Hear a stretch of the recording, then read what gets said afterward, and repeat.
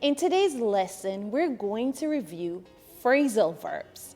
Now, I've put together the top 10 or 10 most commonly used and useful phrasal verbs in the workplace. All right, so whether you're looking for a job in an English-speaking country, or you just want to learn, or you have an interview coming up, or you want to communicate more effectively at work, these are 10 phrasal verbs that you should know and that you should be comfortable with. All right, so let's get started. Okay, the first one is knuckle down. Knuckle down. Now, what does knuckle down mean? This is when you settle down, get serious to finish a project. Example, let's knuckle down and finish the project so we can meet the deadline. So this is when you settle down and get serious so that you can meet your deadline. Number 2 is take the bull by the horn. Take the bull by the horn. This is where you see it here, take the bull by the horn. Now, this is where you deal with a difficult situation head on.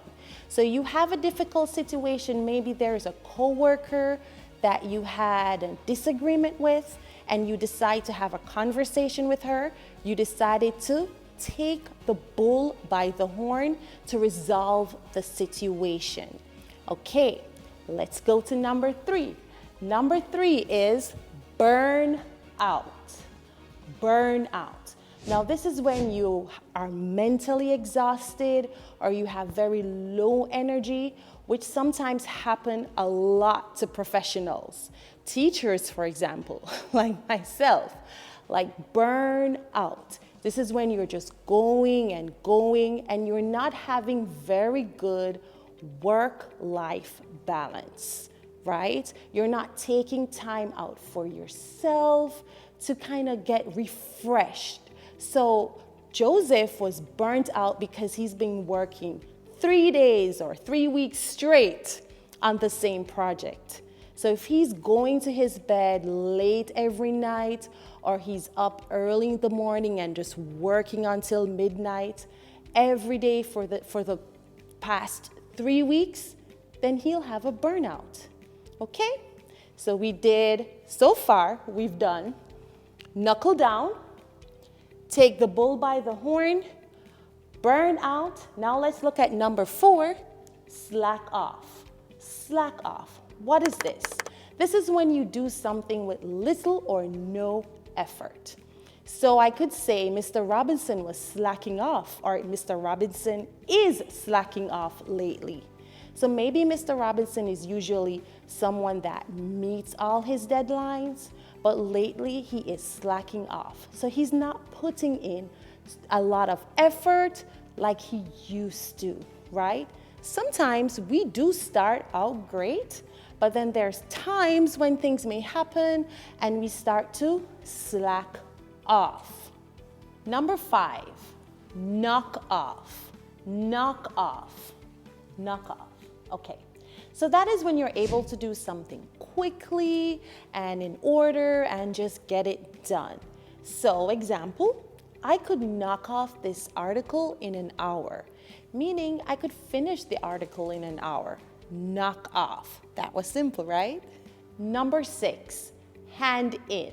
Hand in. Okay? This is when you submit something to somebody in authority or to an official person. So maybe I had to hand in my homework by 2 p.m. Hand in. So, or I had to hand in the assignment to my boss by 3 p.m. on Thursday. Hand in. So that means you have something that you have to deliver to someone superior to you, like your supervisor or your manager. Okay, so let's go to number 7. Break into. Break into. Now there's several meanings for break into, but the one I'm gonna focus on is if you're starting a new job or you're starting working in a new area, so you have to break into it. So it's that period of time that you take to get used to that new area that you're doing or that new job that you're working on. Break into. He had to break into the advertising industry. So he was new to the advertising industry. So it took him a while, so he had to break into it. Number 8, way up. Way up. What does way up mean? This is when you evaluate or you assess a situation or a person. So she listened to him closely because she was weighing him up, right? So she's evaluating him. She's assessing him. So this is when you're even maybe at a meeting and you're weighing up the presentation. You're evaluating it. All right. So far we've done knuckle down, take the bull by the horn, burn out, slack off, knock off, hand in, break into, way up. So let's look at drop in and then fall through. Drop in. This is when you drop in. Maybe I'm going to drop into his office. You drop in his office without an official invitation or a formal, you told them that you were coming. So you dropped in. So no one knew you were coming. You dropped in, not drop, but you went there, right? So let's drop by his office today. Or sometimes maybe you're on a project and your supervisor decides to drop in just to make sure that everything is going well. All right, the final one is fall through. Fall through. This is when something doesn't work out. So you could say the project fell through or the deal fell through. That means it didn't work out. So sometimes you have to work on proposals and you have to make pitches and it seems promising, but then it falls through. So it didn't work out and you have to go back to the table. Remember that lesson? Go back to the table. Okay. So these are the top 10 phrasal verbs that you need to learn and practice for your everyday conversations at work.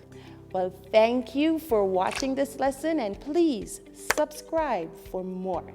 I'll see you in the next one. Bye.